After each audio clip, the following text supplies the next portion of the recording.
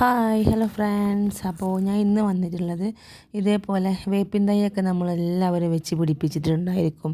പക്ഷേ അതിന് കുറച്ച് കഴിയുമ്പോഴത്തേനും ഒരു ചെറിയൊരു ഹൈറ്റൊക്കെ വരുമ്പോഴത്തേനും ഇതേപോലെ ഒരു അവസ്ഥ ഉണ്ടാവുമല്ലോ.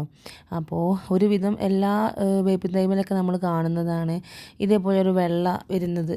വെള്ള ഒരു പുഴു പോലെ പുഴുവാണ് കേട്ടോ അത്. അപ്പോൾ നമ്മളിങ്ങനെ ജസ്റ്റ് ഇങ്ങനെ എടുത്തു കഴിഞ്ഞാലൊക്കെ കയ്യിൽ കാണാൻ വേണ്ടി പറ്റും. അപ്പോൾ അതെങ്ങനെ കളയാമെന്നുള്ളതാണ് കേട്ടോ. ചിലപ്പോൾ ഈ ഒരു വേപ്പിൻ്റെ തൈയിൽ നമുക്ക് ഇലകളിലും ഇതിൻ്റെ ആ ഒരു ചെറിയ നനവ് കാണാൻ വേണ്ടി പറ്റും. ഒരു മഞ്ഞ കളർ യെല്ലോയിഷ് ഇല ആയിട്ടും വരും കേട്ടോ. ഈ ഒരു സംഭവം വന്നു കഴിഞ്ഞാൽ നേരെ താഴേക്കായിട്ട് അതങ്ങനെ പോകും. ഇതേപോലത്തെ ഒരു ഇലകളിൽ ഇങ്ങനെ കുത്തും മഞ്ഞൊക്കെ വരുന്നുണ്ട്. പിന്നെ ഇത് ഞങ്ങളുടെ ഒരു ചെറിയൊരു ഹൈറ്റ് വരെ മരമാണ്. പക്ഷെ അത് ഇങ്ങനെ പോയി കഴിഞ്ഞാൽ മിക്കവാറും അത് ഉണ്ടാവില്ല കേട്ടോ. അപ്പം ഞാനത് മുറിച്ച് കൊടുക്കാനുള്ള ചെറിയ പ്ലാനിലാണ്. അപ്പോൾ ഞാനിപ്പോൾ ഇതിന് വേണ്ടി നമുക്കൊരു ചെറിയൊരു ടിപ്സ് കാണാം കേട്ടോ. ഇതേപോലത്തെ ഈ ഒരു വൈറ്റ് ഭാഗം ഉണ്ടല്ലോ, ആ ഒരു കാണുന്നൊരു പുഴു പോലത്തെ അത് കളയാൻ നന്നായിട്ടുണ്ടായിരുന്നു കേട്ടോ. അത് നന്നായിട്ട് മൊത്തം ഇങ്ങനെ കൈ കൊണ്ട് എടുത്താലൊക്കെ ഇങ്ങനെ പോരുന്ന രൂപത്തിൽ നന്നായിട്ടുണ്ടായിരുന്നു. അപ്പോൾ ഞാനത് 2-3 ചെടികളിലായിട്ടാണ് അത് ഉണ്ടായിരുന്നത്. അപ്പോൾ അതിന് വേണ്ടിയിട്ടുള്ള ചെറിയൊരു ലിക്വിഡ് തയ്യാറാക്കാൻ വേണ്ടിയിട്ടാണ്. നല്ല എഫക്റ്റീവാണ് കേട്ടോ അത്. അപ്പോൾ ആഴ്ചയിൽ 2 പ്രാവശ്യമൊക്കെ നമ്മളത് തടത്തിനുള്ളിലും ഇലകളിലും ആ ഒരു ഭാഗത്തൊക്കെ നമുക്ക് ഇട്ട് കൊടുത്തു കഴിഞ്ഞാൽ നന്നായിട്ട് അതിൻ്റെ ആ ഒരു കീടങ്ങളൊക്കെ പോയി നല്ലൊരു എഫക്റ്റ് കിട്ടും കേട്ടോ. അപ്പോൾ നിങ്ങളെല്ലാവരും ട്രൈ ചെയ്ത് നോക്കണം. ഇതുപോലെ എല്ലാവർക്കും പെട്ടെന്ന് ഈ ഒരു സംഭവം വേപ്പിൻ തൈയൊക്കെ നമുക്ക് ഉണ്ടായി കിട്ടാൻ കുറച്ച് ബുദ്ധിമുട്ടാണ്. കാരണം വേപ്പിൻ്റെ തൈ മിക്കവാറും നമുക്ക് ഉണ്ടാവാൻ കുറച്ച് ബുദ്ധിമുട്ടുണ്ട്. അപ്പോൾ നമ്മൾ ഏറ്റവും കൂടുതലായിട്ട് യൂസ് ചെയ്യേണ്ടത് ഡെയിലി ഒന്നായി പിടിച്ച് വന്നു കഴിഞ്ഞാൽ പിന്നീട് നമുക്ക് അതിൻ്റെ ഉള്ളിലേക്ക് പുളിച്ച വെള്ളമാണ് കേട്ടോ ഈ ഒരു വേപ്പിൻ തൈക്ക് ഏറ്റവും ബെസ്റ്റ് ആയിട്ടുള്ളത്. അപ്പോൾ പുളിച്ച കഞ്ഞിവെള്ളം നിങ്ങൾ ഒരിക്കലും ഒഴിക്കാൻ മറക്കരുത്. നിർബന്ധമായിട്ടും ഒരു 2 ദിവസം ആഴ്ചയിൽ 2 പ്രാവശ്യം 3 പ്രാവശ്യം നിങ്ങൾക്ക് പുളിച്ച കഞ്ഞിൻ്റെ വെള്ളം ഇങ്ങനെ അലങ്കോലമായിട്ട് കിടക്കുന്നുണ്ടായിരുന്നു. അപ്പോൾ ഞാനിതൊക്കെ ഒന്ന് വൃത്തിയാക്കിയിട്ട് ആ കല്ലും ബാക്കിയുള്ള കാര്യങ്ങളൊക്കെ ഒന്ന് വൃത്തിയാക്കിയിട്ട് അതിലേക്ക് മാത്രം വളങ്ങൾ കിട്ടുന്ന രൂപത്തിലേക്ക് ഞാനൊന്ന് ചെറുതായിട്ട് ഉണ്ടാക്കിയെടുത്തിട്ടുണ്ട്. അപ്പോൾ ഞാൻ അവസാനത്തിൽ കാണിച്ചു തരാം കേട്ടോ അതെങ്ങനെയാണ് എന്നുള്ളത്. നമ്മൾ കൊടുക്കുന്ന വളങ്ങളൊക്കെ അതിലേക്ക് തന്നെ പിടിച്ച് കിട്ടാൻ വേണ്ടിയിട്ടാണ് കേട്ടോ അങ്ങനെ ഒരു സംഭവം ചെയ്തെടുക്കുന്നത്.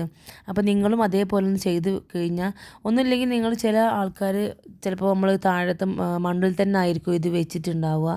ഇല്ലയെന്നുണ്ടെങ്കിൽ ചെടി കവറിലോ അങ്ങനെ എന്തെങ്കിലും ആയിരിക്കും. പക്ഷേ ഈ മണ്ണിൽ തന്നെ വെച്ച് കഴിഞ്ഞാൽ നമ്മൾ ഒന്നുകൂടെ ശ്രദ്ധിക്കേണ്ട വെച്ചാൽ നമ്മൾ കൊടുക്കുന്ന വളക്കും അതിന് തന്നെ വലിച്ചെടുക്കാൻ വേണ്ടി നമുക്ക് ചെറിയൊരു കാര്യം ചെയ്തെടുക്കാം കേട്ടോ. ഞാൻ വീഡിയോയിൽ ലാസ്റ്റ് ഞാൻ കാണിച്ചു തരാം കേട്ടോ. അപ്പോൾ ഇത് ഞങ്ങളുടെ വേറെ ഒരു വേപ്പിൻ്റെ തൈയാണ്. അപ്പോൾ ഇത് കുറച്ചൊരു തിക്കായിട്ട് വളരുന്നുണ്ട്. തിക്കാവാനുള്ള കാരണം എന്തെന്ന് വെച്ചാൽ നമ്മളതിങ്ങനെ ഒടിച്ചു കൊടുക്കും കേട്ടോ. അങ്ങനെ അതിൻ്റെ ആ ഒരു തലപ്പ് ഭാഗം നമ്മളിങ്ങനെ ഒടിച്ചെടുക്കും, സാധാരണ നമ്മളെല്ലാവർക്കും അറിയുന്നത് പോലെ തന്നെ. അപ്പോൾ നിർബന്ധമായി നിങ്ങളത് ചെയ്യണം കേട്ടോ. എന്ന് വെച്ചാൽ നമുക്ക് ഈ ഒരു വേപ്പിൻ്റെ തൈ കുഞ്ഞിലെ ആവുമ്പോഴല്ല, ഞാനിപ്പോൾ ആദ്യം കാണിച്ചെന്ന ആ ഒരു തൈയിൻ്റെ ഒരു ഏകദേശ വലിപ്പമുണ്ടല്ലോ, അതാവുമ്പോഴല്ല നമുക്കൊരു കുറച്ചും കൂടെ വലുതായി കഴിഞ്ഞാൽ നിങ്ങൾക്ക് അതിൻ്റെ തലപ്പ് മുറിച്ചെടുക്കാം കേട്ടോ. ആ തലപ്പ് പിന്നെ മുറിച്ചെടുത്ത് കഴിഞ്ഞാൽ പിന്നീട് അതിൻ്റെ ശിഖരങ്ങളും ശാഖകളായിട്ട് അങ്ങനെ അങ്ങോട്ടും ഇങ്ങോട്ടും ആയിട്ട് അത് വിരിഞ്ഞ് നല്ലൊരു തിക്കായിട്ട് തന്നെ വളർന്നു വരും കേട്ടോ. ഇപ്പം ഞാനിതിങ്ങനെ ഒടിച്ചെടുത്തുള്ള കുറച്ച് കമ്പുകളാണ് കേട്ടോ അത്. അപ്പോൾ ഈ ഒടിച്ചെടുക്കാൻ നിങ്ങൾ ഒരിക്കലും മറക്കരുത്. കാരണം കുറച്ച് ഇത് വലുതായി കഴിഞ്ഞ് ഒടിച്ചാൽ തന്നെയാണ് നമുക്ക് അതിൻ്റെ ആ ഒരു എഫക്റ്റ് കിട്ടുക. എന്തെന്ന് വെച്ച് കഴിഞ്ഞാൽ അങ്ങോട്ടും 4 ഭാഗത്തേക്കും ഇതിങ്ങനെ വിടർന്ന് നല്ല തിക്കായിട്ട് ഇങ്ങനെ ഈ ഒരു വേപ്പിൻ്റെ തൈ ഉണ്ടാവും. വേപ്പിൻ്റെ തൈയിൽ നിന്നും ഇലകൾ ഇങ്ങനെ അങ്ങോട്ടും ഇങ്ങോട്ടൊക്കെ പൊട്ടി മുളച്ചിട്ട് കാണുമ്പോൾ നല്ലൊരു കാട് പോലെ തന്നെ ഇത് ഉണ്ടാവും കേട്ടോ. അപ്പോൾ അത് നിങ്ങൾ ഒരിക്കലും ചെയ്യാൻ വേണ്ടി മറക്കരുത്. ഈ നമ്മൾ കറിക്ക് ആവശ്യത്തിനൊക്കെ പെട്ടെന്ന് വേപ്പിൻ്റെ ഇല ഇല്ലയെന്നുണ്ടെങ്കിൽ പെട്ടെന്ന് നിങ്ങൾക്ക് ഇതേപോലെ ഒന്ന് പറിച്ചാൽ മതി. അപ്പോൾ ഒരു കുറച്ച് 2-3 തൈയൊക്കെ ഉണ്ടെന്നുണ്ടെങ്കിൽ ഒരു തൈ പറിച്ചിട്ട് അങ്ങനെ അതിൻ്റെ ഒരു തലപ്പ് ഇങ്ങനെ പറിച്ചു കൊടുക്കുക. അപ്പോൾ ഇത് ഞാൻ കണ്ടില്ലേ നല്ല തിക്കായിട്ട് വന്നിട്ടുണ്ട്. എവിടെ നിന്നാണ് മുറിക്കേണ്ടതെന്നുള്ള ഡൗട്ട് പിന്നെ നമുക്ക് വരും കേട്ടോ. ഇതിൻ്റെ ഒരു ഇളം കമ്പ് പോലത്തതുണ്ട്. അപ്പോൾ ആ ഒരു ഇളം കമ്പിൻ്റെ അവിടെ നിന്ന് ഇങ്ങനെ പറിച്ചെടുക്കുക. അപ്പോൾ നമ്മൾ പിന്നീട് പോയി നോക്കുമ്പോൾ നമുക്ക് മനസ്സിലാവുമല്ലോ അതിൻ്റെ ആ ഒരു ഇളം കമ്പിൻ്റെ ഭാഗത്ത് നിന്നും ഒന്നും കൂടെ ഒരു യെല്ലോയിഷ് കളറിലേക്കുള്ള ഒരു ചില്ലകളായിരിക്കും പിന്നീടാണ് ഉണ്ടായിരിക്കുക. അപ്പോൾ അതിൻ്റെ ആ ഒരു ഭാഗത്തു നിന്നായിരിക്കും ഇത് പൊട്ടി മുളച്ചിട്ട് വരിക കേട്ടോ. അപ്പോൾ ഇതേപോലെ ചെയ്യാൻ ആരും മറക്കരുത് കേട്ടോ. പിന്നെ നിങ്ങൾക്ക് ഇതിൻ്റെ ആ ഒരു കീടങ്ങളും ഇതൊക്കെ ഒഴിവാക്കാൻ വേണ്ടിയിട്ട് നമുക്ക് ഈ കഞ്ഞിവെള്ളത്തിൽ 1 ലിറ്റർ കഞ്ഞിവെള്ളത്തിൽ 1 സ്പൂണ് ചാരം നന്നായിട്ടൊന്ന് കലക്കിയിട്ട് ഇതിൻ്റെ ഇലകളിലും ശിഖരങ്ങളിലൊക്കെ ഒന്ന് അടിച്ചു കൊടുക്കുക. ഞാനിപ്പോൾ അടിച്ചു കൊടുത്തതിൻ്റെ ആ ഒരു കളറാണ് നിങ്ങൾ കാണുന്നത്, വൈറ്റ് പോലെ കാണുന്നത് അതാണ് കേട്ടോ. അപ്പോൾ അതേപോലെ ഒന്ന് ചെയ്തെടുക്കാം കേട്ടോ. ഇപ്പോൾ നമ്മൾ ഈ ഒരു നേരത്തെ കണ്ട ഒരു വെള്ള അത് പോകാൻ വേണ്ടിയിട്ട് ഞാൻ ഇവിടെ ചെറിയൊരു ഫെർട്ടിലൈസർ ഉണ്ടാക്കുന്നുണ്ട്. അപ്പോൾ അതിന് വേണ്ടിയിട്ട് 1 ലിറ്റർ വെള്ളമാണ് ഞാൻ എടുക്കുന്നത് കേട്ടോ. അപ്പോൾ ഇതേപോലെ ഇളക്കാൻ പറ്റിയൊരു പാത്രം എടുത്തോളൂ, ഒരു വീതിയുള്ള, നിങ്ങൾക്ക് ഒന്ന് മിക്സാക്കാൻ വേണ്ടിയിട്ടാണ്. അപ്പോൾ ഒരു കുപ്പിയിൽ 1 ലിറ്റർ വെള്ളം ഞാൻ എടുക്കുന്നുണ്ട്.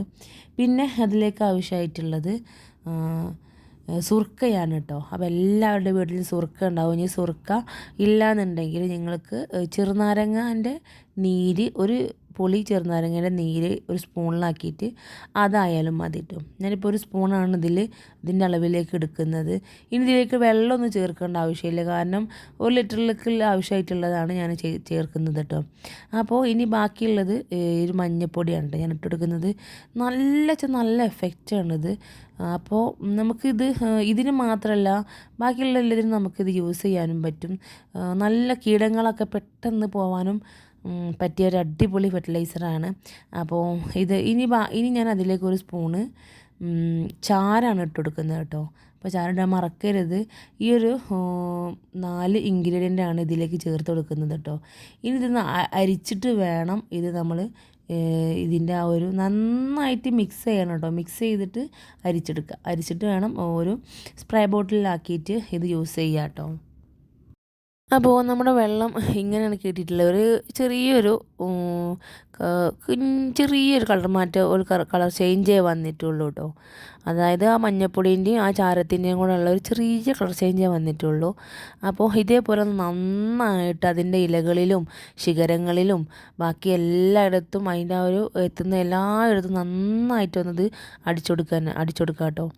അപ്പോൾ സ്പ്രേ ബോട്ടിലാവുമ്പോൾ നമുക്ക് അത്യാവശ്യം നല്ലൊരു എഫക്റ്റ് തന്നെയാണ്, കാരണം എല്ലായിടത്തേക്കും അത് ആവുകയും ചെയ്യും. അപ്പോൾ ഇതേപോലത്തെ മഞ്ഞ കാണുന്ന ഇലകളിലേക്ക് ഒന്ന് അടിച്ചു കൊടുക്കുക. അതിൻ്റെ അടിയിലൊക്കെ കുഞ്ഞ് ഇതേപോലത്തെ കീടങ്ങളൊക്കെ ഉണ്ടായിരിക്കും കേട്ടോ. ചെറിയ പ്രാണികളൊക്കെ ഇങ്ങനെ മുട്ടയിട്ടിരിക്കുന്നുണ്ടാവും. അപ്പോൾ അതുകൊണ്ടാണ് ഇതിൻ്റെ ആ ഒരു പ്രശ്നം വരുന്നത്.